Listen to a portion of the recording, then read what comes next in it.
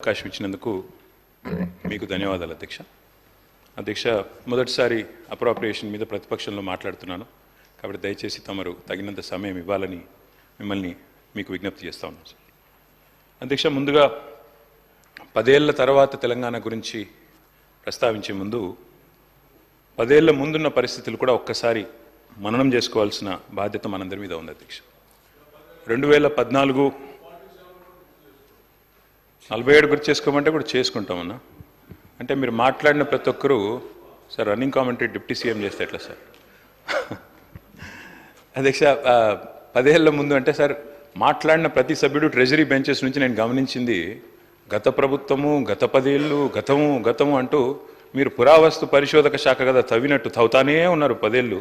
So మాకు కూడా తప్పదు కదా సార్. ఎందుకంటే గౌరవనీయులు పెద్దలు బట్టి విక్రమార్క గారిని నేను అభినందిస్తున్నాను సార్. ఎందుకంటే వారు ఆర్థిక మంత్రిగా ఈరోజు బడ్జెట్ ప్రవేశపెట్టారు. చక్కటి బడ్జెట్ పెట్టామని వారు చెప్పారు, సంతోషం అధ్యక్ష.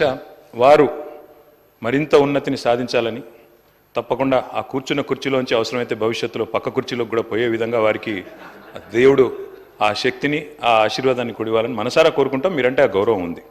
మీరు ఇక్కడ కూడా చక్కగా అప్రోప్రియేషన్లో గతంలో కూడా మాట్లాడారు కాబట్టి వారికి అభినందనలు అధ్యక్ష. ఇప్పుడు 10 ఏళ్ల ముందు పరిస్థితుల్లో నేను ఊరికే అనలేదు సార్, ఎవరి మీద విమర్శ చేయాలని కూడా చెప్పట్లేదు. ముఖ్యమంత్రి గారు కూడా మొన్న మాట్లాడినప్పుడు ఒక మాట అన్నారు. 10 ఏళ్ల నాడు తెలంగాణ రాష్ట్రం ఏర్పడ్డప్పుడు జూన్ 2014లో ఒక పరిస్థితి ఎట్లా ఉంది రాష్ట్రంలో అన్నాడు, ఒక అనిశ్చిత పరిస్థితి ఎట్లా ఉంది చెప్పడానికి నేను ప్రయత్నం చేస్తాను. ఆ రోజుల్లో కిరణ్ కుమార్ రెడ్డి గారు ముఖ్యమంత్రి, ఆయన ఒక ప్రజెంటేషన్ ఇచ్చి మరీ ఒక కట్టెబట్టుకొని అసలు రాష్ట్రంలో కరెంటే ఉండదు, తెలంగాణలో మీరు దివాలా తీసిపోతారు, అసలు మొత్తం విద్యుత్ ఉత్పత్తి కేంద్రాలని అవతలు ఉన్నాయి, మీరు ఏం చేస్తారు ఇక్కడ అంటూ దివాలా మొత్తం చీకట్లతో నిండిపోతుంది అనే విధంగా వారు మాట్లాడారు. ఇంకా కొంతమంది పెద్దలైతే ఈ రాష్ట్రానికి పెట్టుబడులే రావు, ఉన్న పెట్టుబడులే పోతాయి, కొత్త పెట్టుబడులు ఎక్కడి నుంచి వస్తాయి తెలంగాణకి అనే కొంతమంది ఆ ధోరణిలో మాట్లాడినారు. తర్వాత శాంతి భద్రతల విషయంలో కూడా చాలామంది మాట్లాడారు. ఆంధ్ర తెలంగాణ గొడవలు అవుతాయని, హిందూ ముస్లిం గొడవలు అవుతాయని, తిరిగి నక్సలైట్ల రాజ్యం వస్తుందని, రకరకాలుగా అసలు ఈ రాష్ట్రంలో ఉండే మనందరికీ ఇక్కడ ఉండే నాయకత్వానికి సత్తా ఉందా ఈ మాట కూడా మాట్లాడినారు సార్. తెలంగాణ వాళ్ళకి పరిపాలనా సామర్థ్యం ఉందా అని కూడా మాట్లాడిన రోజులు ఆ రోజు వెంకటరెడ్డి గారు, తర్వాత ఇంకా మిగతా మిత్రులు చాలామంది అందరం కూడా ఉద్యమంలో ఉన్నాం. ఈ మాటలన్నీ మనం కూడా విన్నాం. కానీ ఈరోజు గర్వంగా చెప్పొచ్చు అధ్యక్ష, ఎందుకంటే ఇది మేము చెప్తున్న మాట కాదు, ఈ మీరు సభకు ఇచ్చిన సోషియో ఎకనామిక్ అవుట్లుక్ ఏదైతే ఉందో అందులోనే చాలా చక్కగా కొన్ని విషయాలు చెప్పారు. బట్టి విక్రమార్క గారు గతంలో ఇక్కడ నేను కూర్చున్న స్థానంలో ఇటువైపు కూర్చున్నప్పుడు వారు కూడా చక్కటి ప్రసంగం చేశారు అధ్యక్ష. 15 మార్చి 2022 నాడు బట్టి విక్రమార్క గారు మాట్లాడిన మాటలు, ప్రతి సంవత్సరం సంపద బాగా సృష్టిస్తున్న రాష్ట్రం, సంపద బాగా పెరుగుతున్న రాష్ట్రం కూడా మనది.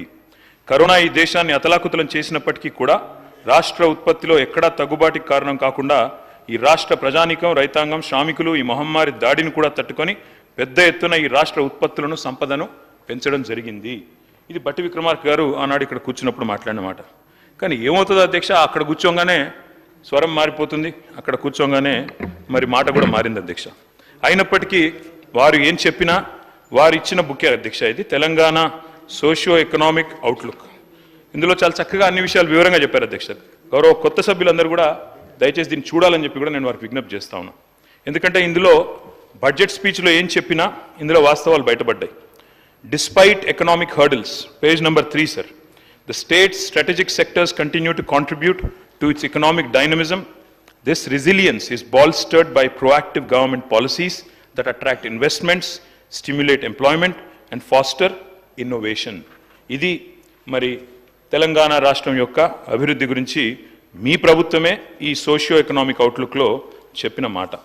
దాంతోపాటు అధ్యక్ష చాలా చక్కగా చెప్పారు. పేజ్ నెంబర్ 15లో Telangana's gross state domestic product at current prices is 14.64 lakh crore. అంటే 4 లక్షల కోట్ల నుంచి 2014లో మన రాష్ట్ర సంపద 14,64,000 కోట్లకు ఎదిగిందని చెప్పి వారు ఇచ్చిన సోషియో ఎకనామిక్ అవుట్లుక్లోనే చెప్పారు. అదేవిధంగా ఇంకొక మాట చెప్పారు అధ్యక్ష. In 23-24, the per capita income at current prices in Telangana is 3.47 lakhs, which is 1.64 lakh higher than the national per capita income in 2023-24, which makes it the largest state with the highest per capita income in the entire country. ఇది కూడా వారే చెప్పారు. దాంతోపాటు ఇంకొక మాట కూడా చెప్పారు అధ్యక్ష, అది కూడా చెప్తాను. ఇంకొక మాట కూడా చెప్పారు. Over the years Telangana's contribution to India's GDP has shown a steady increase. Telangana's contribution 2014లో ఎంత అధ్యక్ష భారతదేశానికి జీడిపి ఇండియా కాంట్రిబ్యూషన్? కేవలం 4.1%.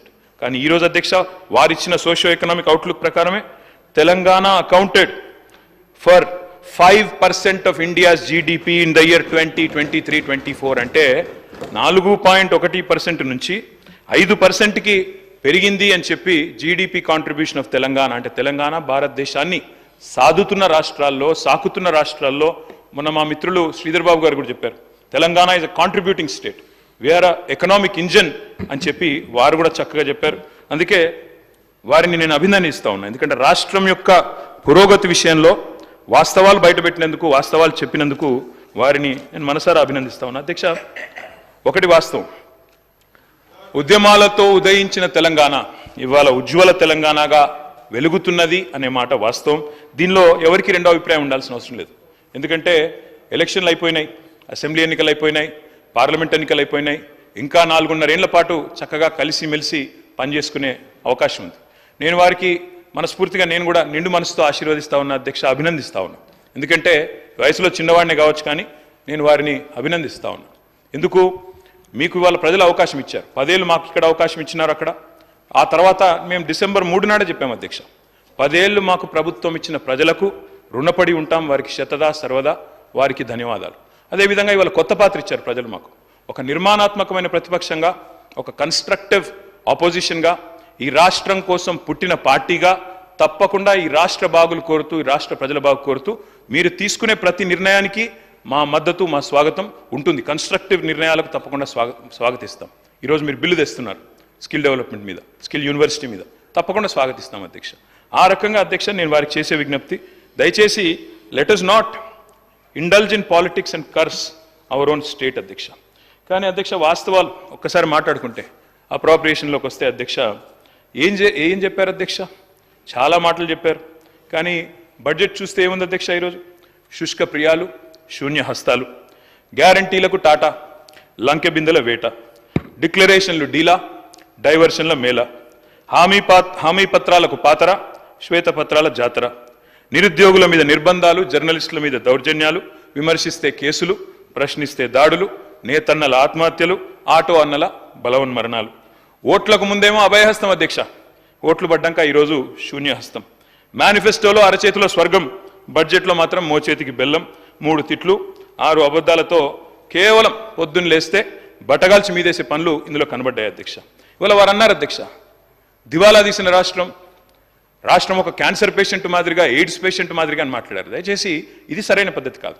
మా మీద కోపం ఉంటే మాట్లాడండి, విమర్శించండి, ఇబ్బంది లేదు. కానీ రాష్ట్రాన్ని ఖర్చు చేయడం అనేది మనకు మంచిది కాదు. ఉద్యమాలతో ఉదయించిన తెలంగాణ తప్పకుండా ఈరోజు ఉజ్వల తెలంగాణ ఎదిగిన మాట వాస్తవం. దాన్ని మనందరం కూడా అభినందిద్దాం. 10 ఏళ్ల ప్రస్థానంలో ఇవాళ స్వరాష్ట్రం స్వంత కాళ్ళ మీద నిటారుగా నిలబడ్డది అధ్యక్ష.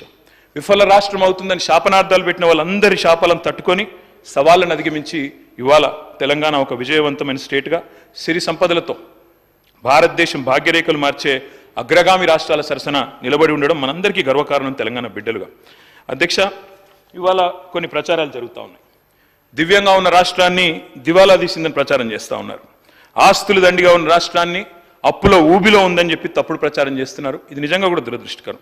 మీరు చేస్తున్న ప్రచారం శుద్ధ తప్పు అని నేను చెప్పట్లేదు అధ్యక్ష, మీ సోషియో ఎకనామిక్ అవుట్లుకే చెప్తా ఉంది.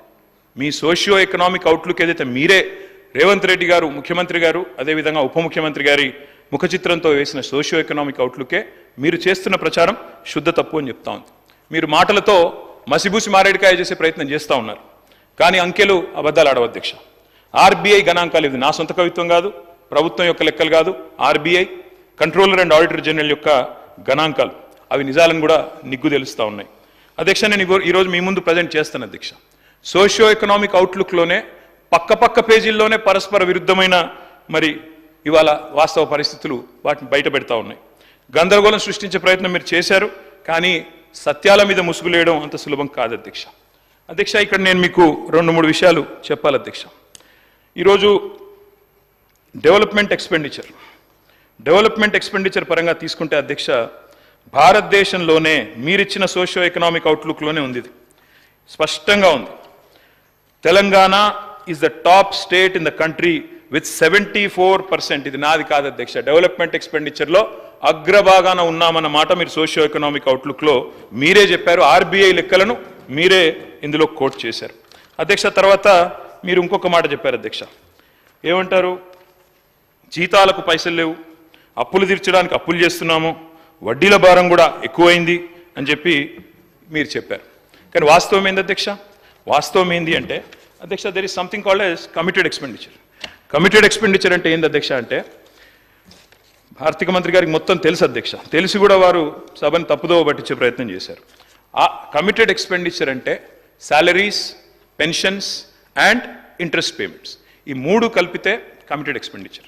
కమిటెడ్ ఎక్స్పెండిచర్ విషయంలో అధ్యక్ష, వారి దృష్టికి అదేవిధంగా గౌరవ సభ్యుల దృష్టికి కూడా నేను తీసుకొచ్చేది, ప్రజల దృష్టికి కూడా నేను తీసుకొచ్చేది ఏమంటే, మనము చాలా స్పష్టంగా భారతదేశంలోని ఇతర రాష్ట్రాలతో పోలిస్తే చాలా చక్కటి పరిస్థితిలో ఉన్నమాట వాస్తవం అధ్యక్ష. మీ ముందు నేను ప్రజెంట్ చేస్తాను, ఎందుకంటే ఇది మీ బుక్కే కాబట్టి మీ బుక్లోంచే చెప్తాను అధ్యక్ష. కమిటెడ్ ఎక్స్పెండిచర్ విషయానికి వస్తే, మనం ఈరోజు కొన్ని ఏ రాష్ట్రాల సరసన ఉన్నాం అధ్యక్ష?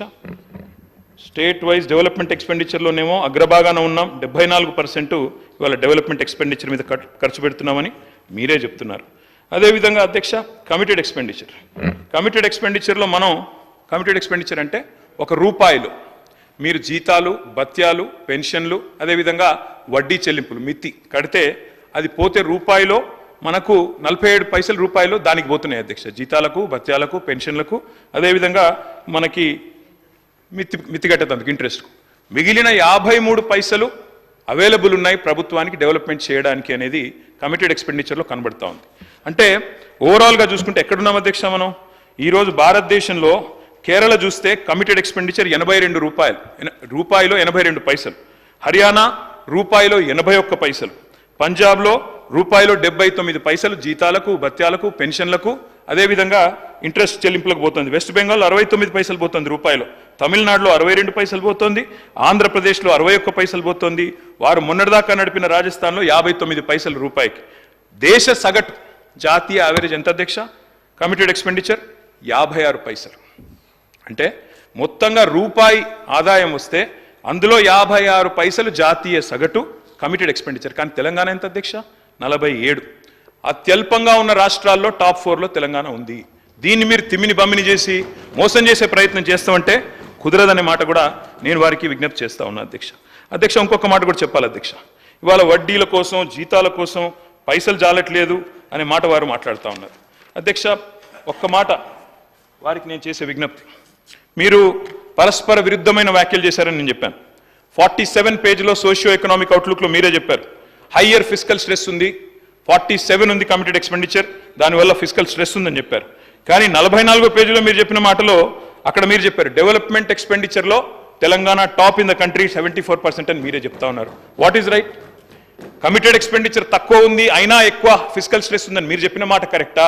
లేదా డెవలప్మెంట్ ఎక్స్పెండిచర్ 74%తో భారతదేశంలో హైయెస్ట్ ఉన్నామన్నమాట కరెక్టా? మీరు చెప్పాలి. ఇంకొక మాట కూడా నేను చెప్తా ఉన్నా అధ్యక్ష, మనకు రెవెన్యూ రిసీట్స్ ఉంటాయి అధ్యక్ష. రెవెన్యూ రిసీట్స్ 4 రకాలు. స్టేట్ ఓన్ ట్యాక్స్ రెవెన్యూస్ అధ్యక్ష, let me tell the entire house, especially new members in the house, state owned tax రెవెన్యూస్లో భారతదేశంలో ఈరోజు 84% SOTRతో అగ్రభాగాన ఉన్న రాష్ట్రం, మొదటి 3లో ఉన్న రాష్ట్రం తెలంగాణ. అంటే ఎవరి మీదనో ఆధారపడకుండా, ఇంకెవరి మీదనో మనం కేంద్ర ప్రభుత్వం ఇవ్వలేదనో, యూనియన్ బడ్జెట్లో రాలేదనో మనం బీరిపోకుండా, బిత్తిరి కాకుండా మనం బ్రహ్మాండంగా SOTRఏ 84% అధ్యక్ష. 4 కంపోనెంట్స్ ఉంటాయి రెవెన్యూ రిసీట్స్లో. ఒకటి స్టేట్ ఓన్ ట్యాక్స్ రెవెన్యూస్, రెండవది సెంట్రల్లో మనకు వచ్చే షేరు, మూడవది నాన్ ట్యాక్స్ రెవెన్యూస్, నాలుగవది మనకు ఇంకోటి చెప్తాను సార్, 4 ఉంటాయి సార్. ఆ 4లో మరి ఈరోజు మీరు చూసినట్టయితే ఒక్క మాట, ఈరోజు 2014లో రెవెన్యూ రిసీట్స్ ఎంత, మనకి రెవెన్యూ ఎక్స్పెండిచర్ ఎంత చూసుకుంటే అధ్యక్ష, దాన్ని బట్టే మనం సర్ప్లస్ స్టేటా, మిగులు బడ్జెట్ స్టేటా, లోటు బడ్జెట్ స్టేటా తేలుతుంది అధ్యక్ష. రెవెన్యూ రిసీట్స్ ఉంటాయి, రెవెన్యూ ఎక్స్పెండిచర్ ఉంటుంది. రెవెన్యూ ఎక్స్పెండిచర్లో ఏముంటాయి అధ్యక్ష? జీతాలు, భత్యాలు, అదేవిధంగా మనకి ఇంట్రెస్టు, దాంతోపాటు సబ్సిడీలు కూడా ఉంటాయి. ఈ 4 తీసేస్తే అప్పుడు రెవెన్యూ సర్ప్లస్ ఎంత అని తేలుతుంది. మాటిమాటికి ఒక మాట అంటారు అధ్యక్ష, వీరు మిగులు బడ్జెట్తో మేము మీకు అప్పజెప్పిపోతే అప్పుల కుప్ప చేసిండ్రు, అప్పుల పాలు చేసిండ్రు రాష్ట్రాన్ని చెప్తారు అధ్యక్ష. నేను ఇవాళ చెప్తా ఉన్నా, I would like to set the record straight. అధ్యక్ష, 2014లో రెవెన్యూ సర్ప్లస్ వాస్ 369 crore. 2022-23లో రెవెన్యూ సర్ప్లస్ వాస్ 5944 crore. నిన్న మీరు పెట్టిన బడ్జెట్లో కూడా రెవెన్యూ సర్ప్లస్ అధ్యక్ష 297 కోట్లు. అంటే మీరు మాకు 369 కోట్ల రెవెన్యూ సర్ప్లస్తో అప్పజెప్తే మళ్ళా మీకు అప్పజెప్పినాడు కూడా మేము 5944 కోట్ల రూపాయల రెవెన్యూ సర్ప్లస్ ఇచ్చిన మాట వాస్తవం కాదా? Revenue receipts minus revenue expenditure, అదే కదా రెవెన్యూ సర్ప్లస్. నేను చెప్పింది తప్ప? మరి అప్పుల పాలైపోయిందంటే ఇంకొక మాట అన్నారు నిన్న ఆర్థిక శాఖ మంత్రి గారు, బాధాకరమైన మాట. జీతాలకు ఇచ్చేందుకు కూడా మేము అప్పులు తెచ్చే పరిస్థితి అన్నారు అధ్యక్ష. మరి రెవెన్యూ మీరు చెప్పిన లెక్కలు తప్ప, మీ మాటలు తప్ప? మీరు చెప్పిన లెక్కల్లో ఏం చెప్పారు అధ్యక్ష? రెవెన్యూ ఎక్స్పెండిచర్లో చూపెట్టారు శాలరీస్, పెన్షన్స్. అందులో ఏం చెప్తున్నారు? శాలరీసు, పెన్షన్స్, సబ్సిడీలు, ఇంట్రెస్ట్లు అన్నీ పోగా 300 కోట్ల రెవెన్యూ సర్ప్లస్ ఉందని బడ్జెట్లో చెప్తారు. కానీ ఇక్కడికి వచ్చి మాత్రం మాటల్లో, స్పీచ్లో ఏం చెప్తారు అధ్యక్ష? జీతాల కోసం అప్పులు తెచ్చే దౌర్భాగ్య పరిస్థితిలో ఉంది రాష్ట్రం అని చెప్పడం సభను తప్పుదో పట్టించడమా కాదా? దయచేసి చెప్పాలని చెప్పి కూడా నేను కోరుతా ఉన్నా అధ్యక్ష. వారి రిప్లైలో చెప్పండి అధ్యక్ష. ఇంకొక మాట అధ్యక్ష, నేను మొన్నే చెప్పాను, రిప్లైలో చెప్పండి సార్, మాకు అభ్యంతరం లేదు. I'm not saying anything wrong sir, I'm saying everything in parliamentary way. దయచేసి మీరు రిప్లైలో మొత్తం చెప్పండి అధ్యక్ష. మేము ఇంకొక మాట చెప్పాలి అధ్యక్ష. మొన్ననే హరీష్ రావు కేటీఆర్ గారు 1 minute